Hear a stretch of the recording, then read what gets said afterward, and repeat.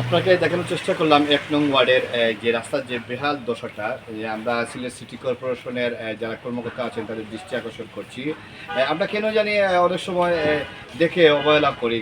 অনেকে আমরা বার চাই, অপেক্ষা করি যে কোনো আন্দোলন হবে তারপর কাজ করব। আসলে এটা ঠিক না।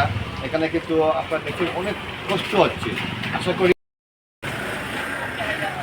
বিসমিল্লাহির রহমানির রহিম।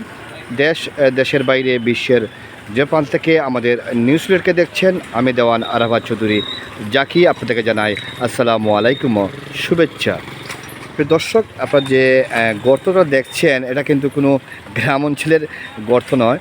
এটা সিলেট শহরের শাহজালাল মাজার থেকে হাউজি স্ট্রিট এলাকার যে রোডটা, যাকে পায়রা বলা হয়, সেই এলাকার রোডটা আপনারা দেখতে পাচ্ছেন কী অবস্থা।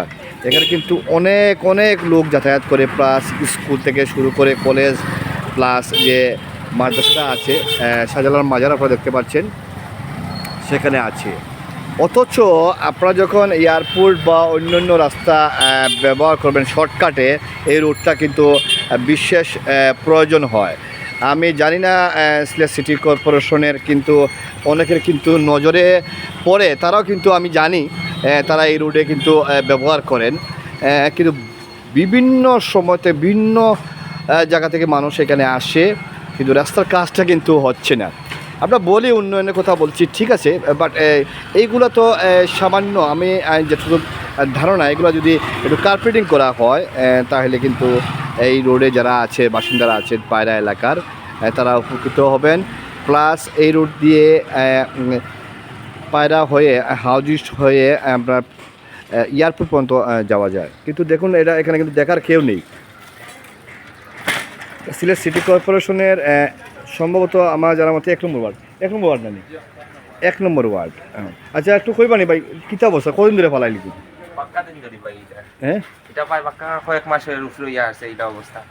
আর এবার তো গ্যাসও লিক করে। গ্যাস লিক করে কোন জায়গায়? দেখতে পারবো দোকানটা আছে দোকানটা। তো দর্শক, আপনার ব্যবসায়ী বলতেছেন যে এখানে কিন্তু আবার গ্যাস লিক করতেছে।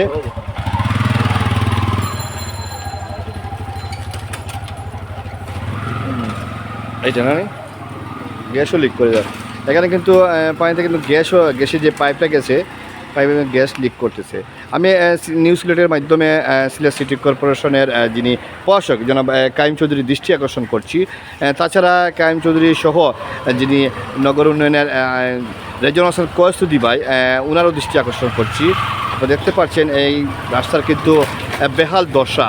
আমি যেটুকু ধারণা বা আমি যেটুকু জেনেছি, এই কাজটা কিন্তু অল্প কাজ কিন্তু করা যায়, যদি কার্পেটিং করে করা যায়, কিন্তু কেন করা হচ্ছে না এটা বুঝতে পারছি না।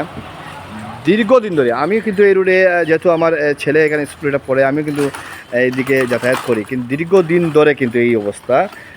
রাস্তা ভাঙার পাশাপাশি কিন্তু এখানে গ্যাসের যে গ্যাসের লাইনটা, তার লিকেজ